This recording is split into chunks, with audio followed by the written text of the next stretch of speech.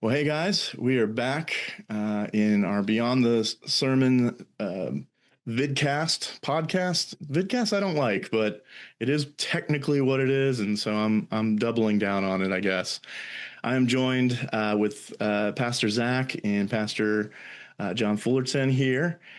We are continuing in our series called Great Stories. And we kind of had back-to-back water-oriented stories. So, and I do think a lot of people tend to kind of mush those together and get confused as to which one, or at least I do sometimes, and which one's which. But one of y'all, it might have been both of y'all, mentioned at one point. Well, let me pause here. How are you guys doing? What's new? What's going on? How are you guys feeling today? Just launched right into it. Well, it's a challenging week. Let's put it that way. We have a lot of things going on. We're dealing with a lot of grief right now in our church, and so we got a lot of things going on. But I mean, it's a good week. It's a good week to be in the church. I love the church. Yeah. But some weeks are harder. So, how about you, Zac? Yeah, I it's funny, John, when you're saying that, I was talking to one of our elders on Monday, and I was just kind of sharing. He was asking how we were doing and how I was doing, and I was just sharing, that just some of the kind of the cycles of people who've passed on, and then the things that kind of go into that. And he just looked at me. He's like, "Man, I just don't think people grasp what." And he was talking to me. He said, "What you and John have to do just to get to a sermon on Sunday, and all of the rises and falls of personal contacts with people in very vulnerable situations and very grief-ridden situations." When I was talking to him, I had just come from a funeral that I had conducted, and I know John feels the same way, because I've seen John, I've seen yet by the bedside of people dying, and I know how you feel about that. I know that there's a deep sense of privilege to be able to walk on that holy space, because it feels holy, but at the same time, it is very spiritually and emotionally taxing. Spiritually and emotionally taxing, and to sit with grieving families while they're planning the funeral of someone that they loved, and to actually conduct those funerals, to be at their bedsides a day or two or even hours before they pass. I mean, those are privileged spaces, but they're heavy spaces, and the other stuff doesn't stop. I think I think for me, that's the stuff that really gets hard, is when the ins and outs, the to-do list, the logistical parts of ministry still grind on, chug on. I don't say grind like they're bad, but because they're necessary, but they're still there, even if you've just been at the bedside of someone who's ultimately passing away. That's you still have to answer emails. It's good to sort of acknowledge that out loud, Zac. That what we do, we don't do as robots. We do as a feeling, being human beings, and when we enter into these spaces, we enter into a lot of great spaces of joy and happiness, and we love that. You have baptism coming up in a week from Sunday. Those are always exciting times. Marriages, exciting times. But we also journey with people through grief and through loss, and great losses, all kinds of losses, in fact.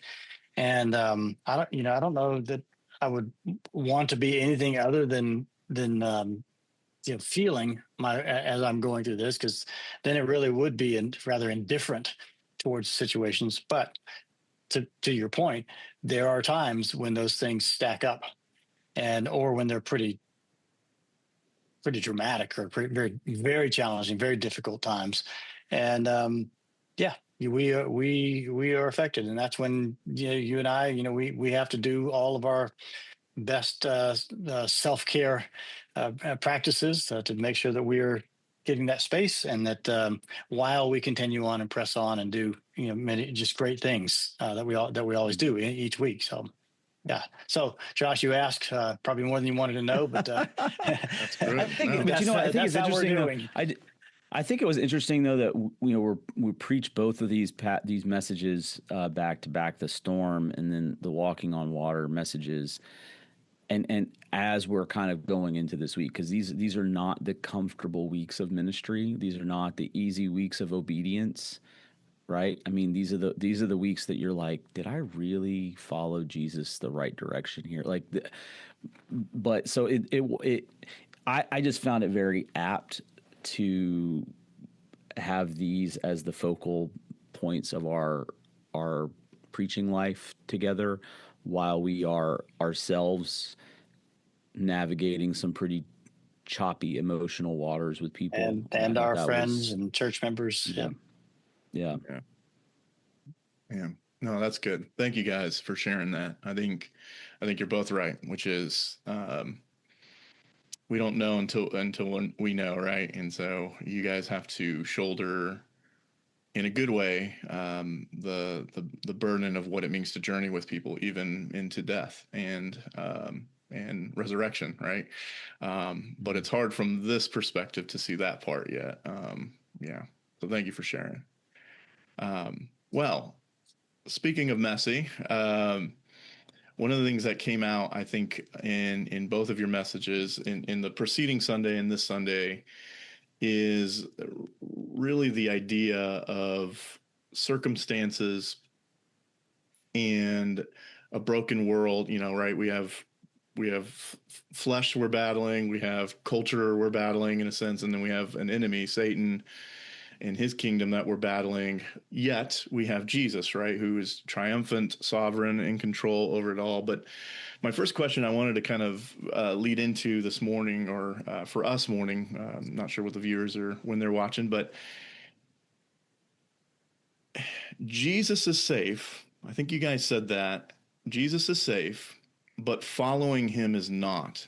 And I wanted to kind of unpack that, because it seems like an oxymoron in a weird way. But I think a lot of assumptions are made, probably in the Western hemisphere of Christianity, of what it means to follow a safe God on a personal level, who might actually call you into very unsafe things. Like I think of the Holy Spirit calls Jesus to the wilderness so that he can combat Satan at his weakest. That was an intentional thing, not accidental, right? And so that, therefore, we follow in the shoes, if you will, of Jesus. That's going to happen with us too. Those two water scenes weren't accidental. Those were intentional scenarios to drive a point. So yeah, would you guys like to unpack that a little bit? I know that's a big one, but Zac, I usually start, so why don't you jump in first this time? Yeah, I think about the way Matthew lines up these two stories. So in Matthew chapter 8, that's the calming of the storm, which is what we covered last week. We covered Mark's version, which has a lot of cool little nuances that we were able to bring out. And then the walking on the water is Matthew 14, the only one that inserts Peter also walking on the water. But in the Matthew 8, before the calming of the storm, you get this, there's this cycle, there's this triptych cycle of Jesus healing people. So you see his goodness. He heals the leper, he heals the centurion's servant, he heals Peter's mother, and then people want to follow him. And there's this one kind of really brief interaction with a scribe. I think he's called a scribe, and it's as though Jesus is reading into the person's motivation, the scribe's motivation for why he wants to follow Jesus, because Jesus is this new and up and coming rabbi, and the scribe wants to attach himself to the newest, coolest, rabbi, and Jesus says, look, foxes have holes and birds have nests, but the Son of Man has no place to lay his head. And the idea behind that is you can come with me, but you just got to know it's a sacrifice. And then right after that is the storm sequence. Right after that is the storm sequence. And I think the consistent theme of the Gospels is both the goodness of Jesus and the difficulty of following him, because there is so much resistance to the good news.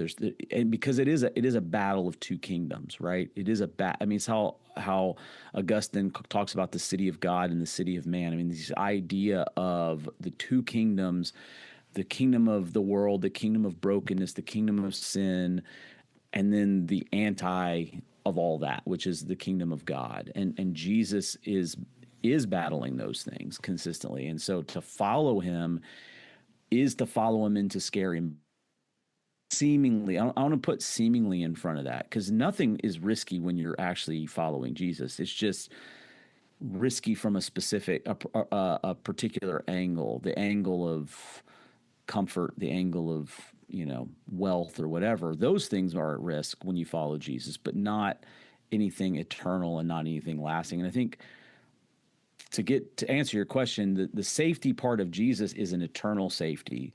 And so the following of Jesus is temporally unsafe, but always eternally safe, if that makes sense. And I think that's that scenario in Matthew, the progression from Matthew 8 to Matthew 14. And then you get the Matthew 16, the Peter's confession of Jesus as the Christ.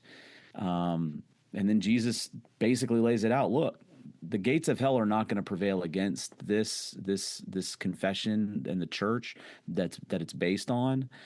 But understand, the gates of hell are going to try. And so get ready. I mean, buckle up, get ready for the waves, get ready for the battle. I think we don't like to talk about that. We don't really like to talk about that. Your point, Zach, I think, when you think about the gates of hell in that particular passage, he's talking collectively for the church. We tend to dial everything down to an individual level. So he doesn't say the gates of hell won't prevail to individuals from time to time. And I don't mean that by taking their salvation. I mean that in the sense of hell kicks back. It hurts. It damages. It does destruction. But in the end, Jesus and his kingdom will always win. There is no doubt on that. Well, and that's that. Yeah, and that's where faith is all about. I won't say all about, but it's primarily about a shifting of perspective, right? Faith is primarily about a shifting, and I think growing disciples have an ever increasing shift of perspective from the temporal to the eternal, right? So the gates of hell will not ultimately prevail against any one person that is faithfully following Jesus Christ. The brokenness that they experience in this life may prevail for this season. I mean, John, we were just sitting talking to folks that asking that very question: why did this brokenness land so heavy when so many people are praying against it? And the unsatisfying temporal answer is, well, ultimately it's not. Ultimately, the gates of hell and the gates of brokenness are not going to prevail against this person who has suffered and died temporally. But just in the temporal, we don't like to handle that because it hurts, right? It's painful. It's grief stricken. It's crying. It's, but that's why I think it's why it's so interesting in all of these passages. Jesus calls out the faith of the disciples, and he's calling them to shift their perspective from what they see, what's in front of them, to what is eternal in Jesus, I'd say we confuse safe in Jesus with safe from hardship, which I think is kind of what you're saying there. We're safe in Jesus. We can trust his character, that he's trustworthy. We're safe in his person, like who he is. His character. He's not going to be cruel. He's always going to be for us. We can see we're safe in salvation in Jesus, that we can trust that where he is taking us and where we ultimately will land is and what that deliverance looks like in this lifetime. He's safe in that. He's safe in that way as well. And then I've talked multiple times about about being safe with him. And we both talked about being safe with him in the storm. So we were safe in his presence. But I mean, I have on my wall back here a picture from the first sermon I ever preached, and the sermon was Jesus saying, "I did not come to bring peace into this world. I came to bring division." A sword, and just the difficulties that we're going to have in opposition from family members, from the enemy, from powers and principalities, the difficulties we're going to have, that things that we might lose as a result of following him. He was very clear about that. And you get the impression they didn't really get it because they were seeing so many amazing things and experiencing so many amazing things. But he was very clear that this is not going to go well for you. The difficulties you're going to face are going to be profoundly important to you. They're going to stretch you. They're going to cause you to question, why you're going to do some things. You're going to wonder if I lost my faith entirely, like Peter denying Jesus in the moment when he should never have, and in his mind, ever denied him. And yet you're going to land in a good place, but it's not going to be easy. It's not going to be safe, and you're going to find yourself in hard places. You're going to have those hard conversations, like you were talking about that we had earlier this week, Zac. None of those things are. We're not promised that those things are going to be absent in our lives. They are going to be, and we all know because we live this life. We all know that we're going to live this. So it's a big difference between being safe in Jesus and being safe from hardship. And he does not promise that we're going to be safe from hardship. He says we're going to be safe in him. So we can trust him. And I think both of y'all highlighted this in your sermons as well, which is, and we're safe to fail in him too. Like our faith isn't going to be good enough most of the time. It is going to go back and forth and up and down, in that his reaction to our failure, even in our own faith, is gentleness, kindness, mercy. I think even back to the garden scene where you have the two brothers, and we're not given the full context of everything, but there's somewhat of an assumption that maybe either Cain brought the not first fruits of his vegetables, or maybe he was just supposed to bring an animal. That's one of the contentions there. Regardless, he does something that he shouldn't have. And God doesn't destroy him and smite him. He actually argues with him and says, "Hey, if you don't let go of this, that there's a lion crouching at your door that will grow and eventually pounce on you." And unfortunately, in Cain's scenario, he does allow it to override him. And yeah, so I think the other thing is we're safe not just in Jesus and the person of him. We're safe that when we drop the ball, which we will ongoingly, he is kind and merciful and gentle, even in his reminders or even in his reprimands, whatever comes out of that. Okay, so here's one. We, in the Presbyterian section of the church, denomination of the church, we really highlight education and kind of honing in truth and what does it mean on a systematic level, but what does it mean to really know the Word of God on a deep level? But you have kind of a pendulum, right? You kind of have kind of the wild west with the emotionality on this side, but Jesus often throws the Pharisees on the bus for being people who knew a ton of things but had no heart or no love or no, right? And they were all cerebral with no emotions and really no mercy or justice or care. And they, I think of the Revelation passage, the church where Jesus says, "Be either hot or cold, but don't be stuck in the middle, mediocre," right? So my question is, why can't faith just be a cerebral thing? Why can't it just be a 4-sentence thing I memorize and learn, and then that's just it? I've learned the thing. I can kind of dust my theology off and move forward. What is it about faith that is bigger and more robust than just that? Hey, Josh, why can't you just think that you love Monica? Yeah. Zac, why can't you just think about how, the qualities, and just sort of name the qualities that make Julie so incredibly great? You just think about those things. You that's it. that's good enough. That's all we really need to do to kind of be satisfied in that, connection with that other person there. I just going to think some and notice, and actually maybe even just compare and contrast the good qualities of Monica or Julie or Seal compared to the other qualities of other people, and say, this really is a spectacular person, and that's satisfying to my mind, and that's enough.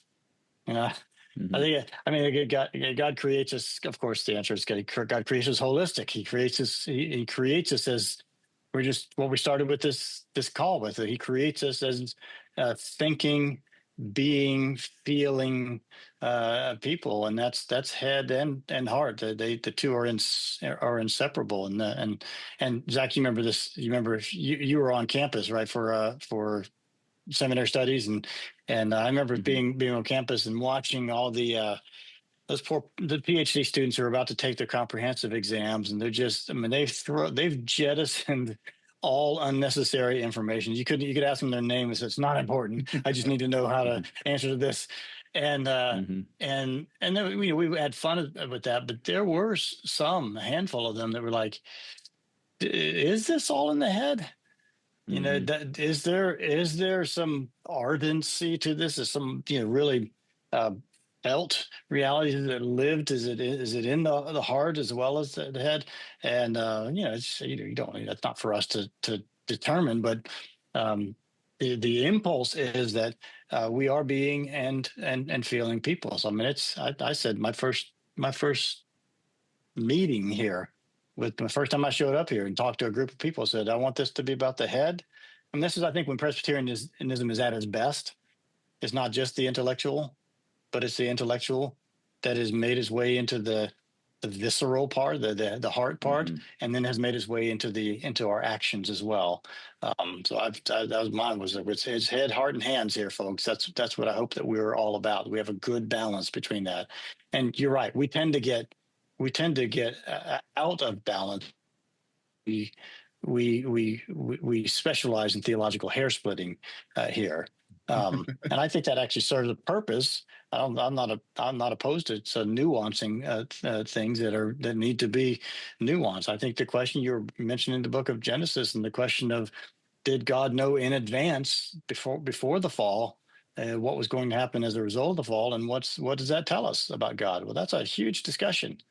And some people say when you start nuancing that discussion, it really feels like theological hair splitting, but I think it actually lands on some pretty important affirmations about who we believe God to be. So we tend to do that. We tend to be more intellectual, but I think at our best, and I'd like to think that I see it in Zach and you, Josh. I see it in myself. Is that I think at our best we find a happy balance between these things. Yeah, that's good. Yeah, I tend to think that people of faith will lean in one of those three directions.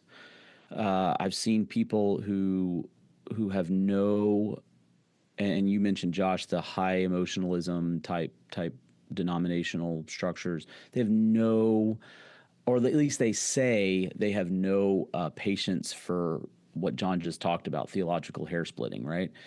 Although when you start to talk about different styles of worship and things like that, then they'll give you a whole lot of theology. They just won't call it that, right? But they tend to lean on emotionalism and extemporaneous this or extemporaneous that. That's the kind of the catch-all for high emotionalism. But then I've known others that were like, well, no, faith doesn't matter at all unless you're doing. And so they don't spend a whole lot of time reading their Bible. They don't spend a whole lot of time learning new things. They don't spend a whole lot of time developing a deep-seated heart devotion for the Lord. They just go out and do and help people in the name of Jesus. And then you've got, like, I think, John just described us at our best, but at our worst, we are the nerds of the Christian community with books on books on books, but it is a balance. I mean, we strive for balance. There there is no one way to lean heavily and it be the right way. I think all Christians are called to strike that balance between the head, the heart, and the hands. My seminary, I went to is Reformed Theological Seminary. They have when I was there, the motto was a mind for truth and a heart for God. And then after many of the missions professors stood up and railed their fists and said, "Wait, you're missing a key component here. What about the doing part, right?" And so they added a life for ministry to kind of balance it out. I'm not really sure that's what the missions professors wanted, but that was close enough for them, right? But I do think, but I also think knowing your congregation and knowing individuals as you talk to people you can actually get a good entry point to the gospel depending on the person's personality. We know people who come to faith because they've thought their way into faith. I mean, I mentioned C.S. Lewis on Sunday. That was C.S. Lewis. C.S. Lewis had to be convinced of the legitimacy of the gospel, and as Tolkien explained it to him, it's the myth that's true. I mean, it was the truth of this person of Jesus and the life of Jesus that really had an impact. But then there's others that they back into it through service. They see the people of God with their hand to the plow serving, and then they're like, wow, God is doing something in the hearts of these people to sacrifice in a way that cannot be anything but divine. Maybe there's something to this. And then they kind of they enter in from a service standpoint to a life of faith. Now, the hope is always that we will balance the three parts of our faith expression, but it can't. I don't think it can be any one over the other. I just tend to think that we lean one way or the other. No, that's a good point. We just have we have to do a good job of checking ourselves to say, maybe we're over theologizing this. Maybe we're over emotionalizing this. Maybe we're, and that's a good check. I mean, that's why I think in a church like ours, I think we try to do a good job of balancing our leadership structures at the session level. I think John would agree. If you look at our session, you can identify, okay, those are the head people, those are the heart people, those are the hands people, and they, in our best, they hear each other, they love each other, they challenge each other, and then they come together to find a way to be the church that is balanced. That's great. No, it's almost like a trinity of things, right? Heart, hands, and head. My seminary professor John Frame would call it triperspectivalism. That's his thing. Yeah. you gotta coin it something. That's right. Well, but to your point, yeah, that exists, and as a church, even in my role in discipleship, it's like, have we created spaces?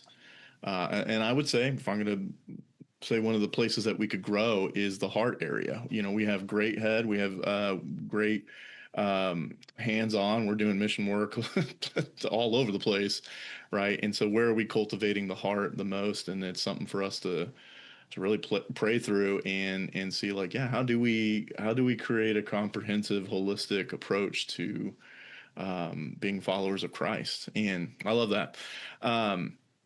Well, so in the story, Peter gets out on the boat, right, and at least walks on water for a little bit while he's staring at Jesus. And it always, cracked me up to go like that. Peter didn't turn back and go like, "Hey guys, y'all come with me too," But but maybe that would have made him sing too. I'm not sure, but well, he was the only one ultimately bold enough to stare at Jesus and say, "Well, if he has this power, he can allow me to do it too."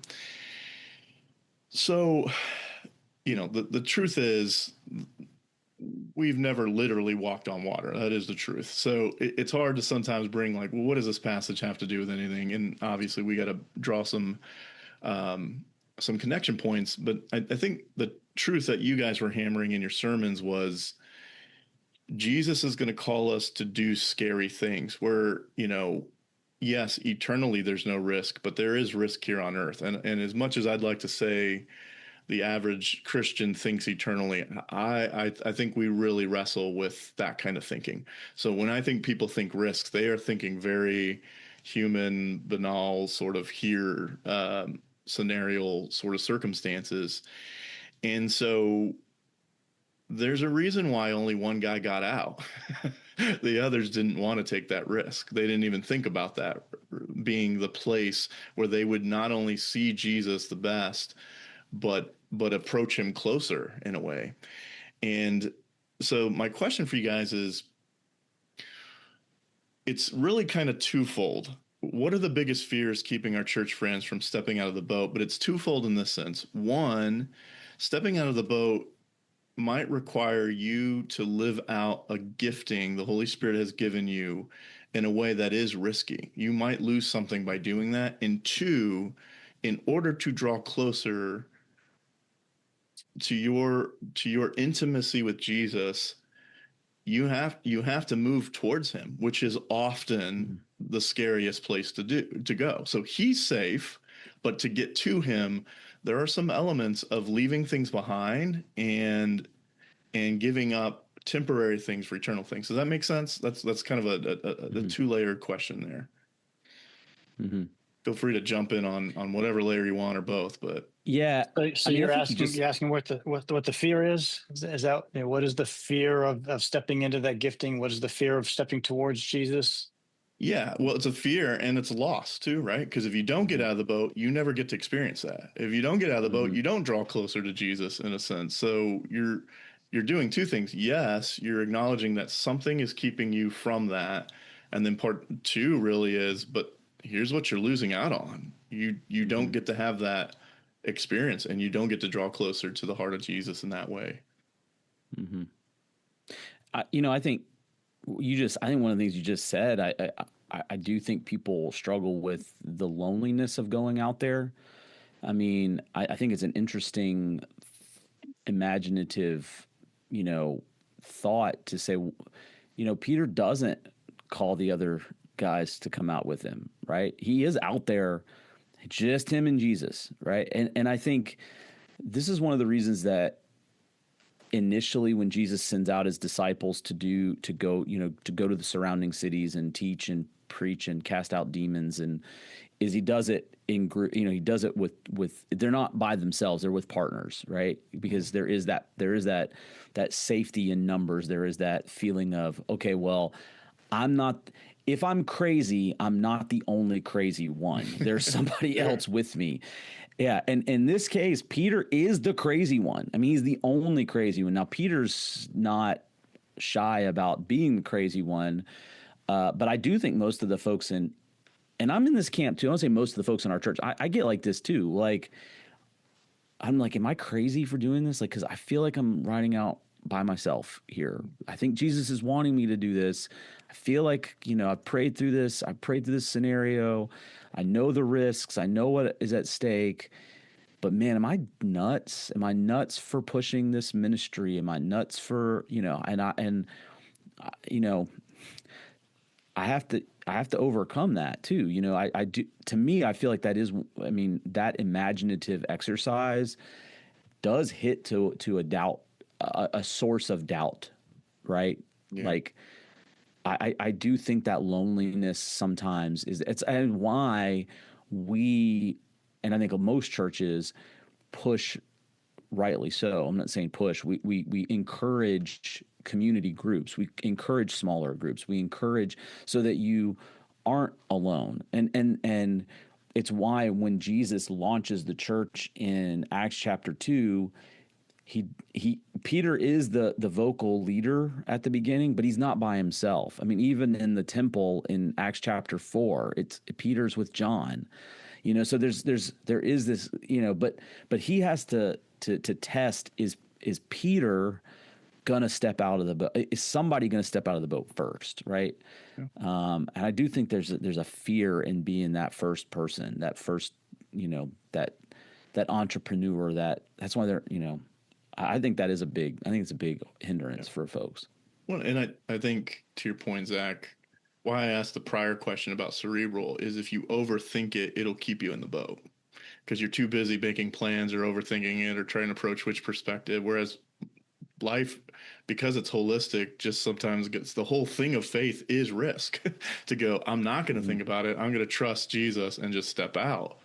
And so Peter gets to have that story and the others do not. Now, it's not to say that they don't have their own stories later, but that is significant. So yeah, John, your thoughts on that? Or No, I'm just thinking about the really practical implications of what you were saying, because I wrote that. I mean, as Zach was just talking, I wrote down a risk versus reward moment. That in any scenario, there's going to be like Peter's scenario was, there's a risk versus reward moment right now. Jesus is over there, I'm in here. It's this scary moment all around me, but that seems like the best place to be. So in that moment where there's a risk, because I can't just walk on water, but then there's reward that goes in there. There's that moment. But I guess what I was thinking as you were saying that is like, so what does that look like for us, like now? Like, where are those risk reward moments to walk towards Jesus, to get out of the boat and to live this way? And what does that look like now? And it has to center around um, uh, doing things more. I mean, first off, if you're not really associated with the community much, it's like entering into the life of the community, being among those Peter and John together, working together with others to grow in your own faith. So that's a risk versus reward moment. It's scary. I remember when Sealand first invited me to a small group, small group Bible study. I did not want to go. And I was embarrassed. It was my own ego and fear. I was embarrassed that people would find out how much I didn't know about the faith, which is crazy because there's no reason I should have known about it. But I still thought that I should have, and thought that they would judge me for not knowing that. So, I had to make this. Then I said, I'm just going to go with you and see what happens. And I didn't die, and it was okay. And and so but I was in that moment. I was like, risk versus rewards. Okay, part of it was make my wife happy, and then just see how it goes. So I think that's one. I think serving in one of the many ways to serve that we have available. I think that's a risk versus reward because you give up something at that point. You give up your own time. It might cost you something to serve. It might cost you money to do some way of serving. But I think there's that risk versus reward moment that comes as well. And I think on every one of those, and as I'm trying to think through the real practical parts of this, every one of them, there is, Josh, you said there's a loss that if you don't go on it, you don't know what good thing awaits you on the other side. And so I think you have to balance that. That's the reward part of it. You have to balance, what is on the other side of it? Well, what's on the other side of it is an incredible sense of the presence of God in the middle of whatever hard things are going on in life. That's what you get out of it. That you get an incredible sense of the presence of God. You get the peace that comes from knowing that. yeah, you also get some cool stories, right? Because like I just think about like Peter, like he ended up sinking, but of all the people in that boat, he's the only other person besides Jesus Christ who knows what it feels like to have the water solid under his feet. I mean, that's just an incredible thing that is, I mean, it took risks to get there, but like, then God gives him a perspective that nobody else has, and what a gift that must have been. And so he's able to, and he also has that as a tool in his tool belt when later on he's having to preach in front of thousands of people to launch the church. I mean, he has that experience. He has that story that now echoes through thousands of years that we just told as a part of a great story series. I mean, we're telling his story, but he got to tell that story for himself. And I just think those are things that you lose out of, and I know that's a very self-centered, very human-centric sort of outlook on it, but I don't think it's nothing. I do think that that's part of the reward system that Jesus offers us. You talk about the risk reward. There is the eternal reward. There is the faith reward, but then there's also this experiential reward that is like, you know something that nobody else knows except Jesus himself. And because of that, you can step out and he can step out in faith in a lot of ways that other disciples didn't have. They didn't have that experience. You brought up the word I was hoping you guys would hit on, is that to be embodied is to be experiential. So that's why you can know something, but you don't know someone or the scenario until you've been in it. And both of y'all highlighted some great things, which is, I learned very quickly in my young faith how the people who took risks in Christ for him, ultimately the reward is him, like to be closer to him.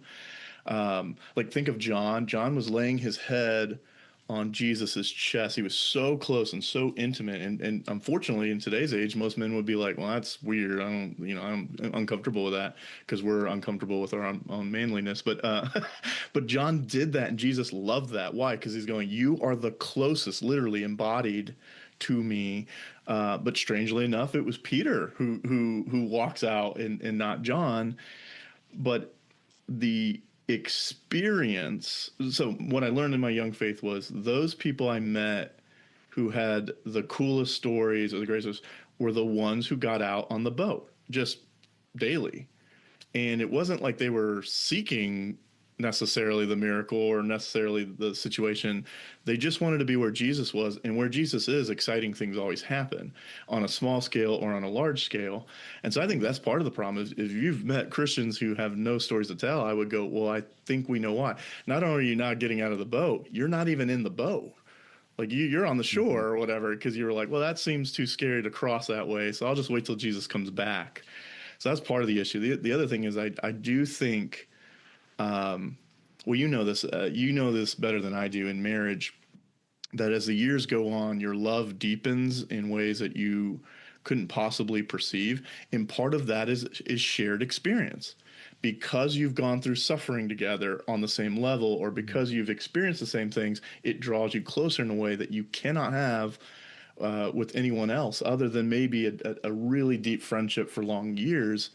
And so I want to highlight that I think a lot of people don't know who Jesus is because they're not experiencing things with him.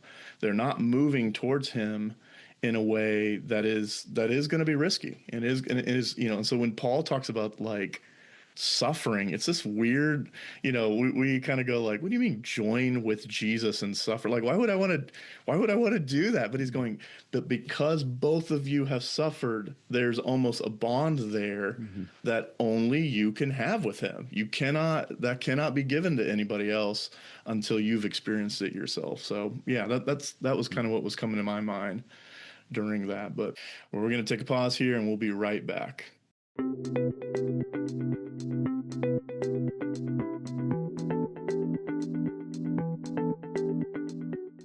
All right, guys, we are back with our grow group questions or small group questions.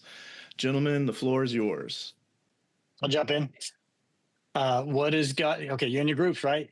Asking each other the question, what is it that God may be nudging you, pushing you, calling you to, urging you to, that fear is, when you go through that little risk reward scenario moment there, fear is keeping you from just jumping into what will be a reward, but you're not doing it because of fear. That'd be one. What is it that God could be? I don't know how many people were willing to share that in a group like that, but it'd be interesting if people would share like what that actually would look like. I would also encourage everybody to think about their own personal balance of the head, the heart, and the hands. Where are you in the head, the heart, and the hands? Some people, like you said earlier, Zach, some people are all about the hands, but they just, I'm not one to study much. I don't want to learn. I don't want to think about much, and vice versa. So where are you with that? And I just got four. So my third, I was going to ask them all. My third one is Jesus safe? Do you think Jesus is safe? Which then, if you do, you'll say that he's trustworthy, and following him, while it may be hard, you know that you're going to be with the one who is the lover of your soul, the one who will be his presence, who makes changes everything, and your salvation is assured. Or is he not safe? because then that has the opposite issues there. And the last one is, I just wrote this down after our last conversation, was are we too safe? Are we? I think, Zach, you might have been in Orlando when we went to the one of those fellowship conferences that we did in Orlando, and Gary Haugen spoke from the International Justice Mission, and he talked about going on this adventure up Mount Rainier with his dad and his brother, and he stayed in the little welcome center while his dad and his brother went up. He said, "I went on the trip, but I missed the adventure because I was busy being too safe. I was being too safe." And he said, my observation going around and talking to Christians all over the world about justice in his case was that we're too safe. He said, we need to get out and do something a little scary, get out of our comfort zones, do something else, go on the adventure, go up the mountain, no matter what the legal language said of going up the mountain, go up the mountain and go on the adventure. Amen. Well said. Yeah. And I'd follow up with some, jumping off of some of what John just said, look back over, I think some of the most powerful things that help us moving forward is to look back and say, where did God call you out of the boat and you took him up on it and you got the experience, and what was that like? To unpack that and reminisce it. Maybe not everybody in the group has that experience, but usually in a small group, you'll get one or two people that will say, hey, look, I had no idea that I was ever going to end up in this career field. And God called me out of the boat, and that, it was totally out of my comfort zone. It was totally out of like my training, but here I am. Or we made this decision with our parenting, or we made this decision with our financial, we took a risk to really take tithing seriously, and God was calling us out of that boat from an obedience standpoint, and we did it, and it was scary, and we felt like it was a huge risk, but God showed up. So look back and say, like, look at those things to, I would even say before looking forward, look back and say, this is where God's done this before, and maybe be inspiring for other people who don't either jog their memory to say, oh yeah, this happened here. And it may not be as dramatic as a person literally walking on water like it's dry ground. I think most of the time God calls us out of smaller boats and onto smaller seas, but they still can be significant, so I'd share that. And then I would also share, what are the things that are easier for you to listen to Jesus calling you out of the boat or commanding you to come, and you're like, yeah, I'm doing it, I'm all there, and what are the areas where you're more tentative, and try to identify what's the difference. What's the difference? And I know some people who they have no problem listening to the obedient voice of, being obedient to the voice of Jesus in their parenting life, but they have a really difficult time when it comes to their professional life. They have a really difficult time when it comes to, they hear the call for ministry needs, volunteering, and the fear and the doubt of, I don't have enough time, whatever. Like, so I would say, what are the places that you have an easier time listening and places that you don't? And then try to talk through what's the difference, what's the difference in those things? Because I do think that help at talking it out in a group, you can kind of see those patterns that maybe you didn't see in yourself and say, I need to maybe break this pattern because I'm missing, like you said, Josh, I'm missing the experience of obedience in this area when I have experience over here and I know it's great. I know it's awesome. I know Jesus shows up, or I know it was scary and maybe I did lose something, but it was for the best ultimately.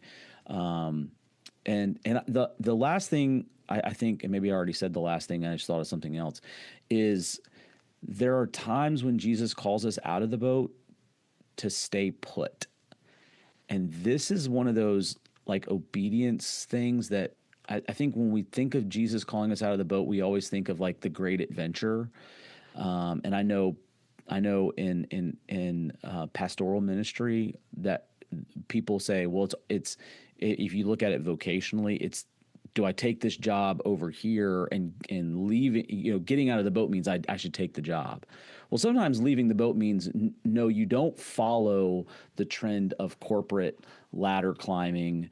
You buck that trend and you stay where you are for the good of your family and for the good of, your church ministry or whatever. And so are there areas in which the obedience test is not, do you take the risk vocationally, but you actually don't take the risk vocationally so that you can be more all in your family and in your faith journey, in your ministry journey. I hinted at that in the message. I had a lot more to say about it, and I ended up having to put it cutting room floor because I was like, I just don't have time to really unpack that. But sometimes the opposite is also true. The most faithful and obedient thing is to not stay in the boat, but to get out of the boat by staying put and simplifying your life. That's good. Yeah, I've always said you are as close to Jesus as you want to be. So if you want intimacy with Jesus, you're going to have to move towards him, and putting it aside from taking the risks, it means I'm going to have to prioritize learning his voice and being obedient to it. And if I don't, then I don't get to have the intimacy as on a deeper level. So it's kind of a pretty easy system, just like any relationship. And I often think that we are trying to build a system of principles rather than just moving towards Jesus as a person. So my question for the small groups would be, do you know Jesus, and do you want to move towards him? And so what's the next step? It's as simple as that. Just the reward is to know Jesus Christ on such a deep level that that you're John laying your head on his chest because you just love being around him and you love spending time with him. Is that what you want? Or is it just a system of checks and balances to make sure that the storms get quelled in your life so that you can walk on water where you want to go? Peter was walking on water towards Jesus. He wasn't just walking on water. So that would be the question I would really wrestle with. That might bring up some hard things. But gentlemen, thank you so much for your time and wrestling through this stuff together. And we will see you guys next week. See y'all.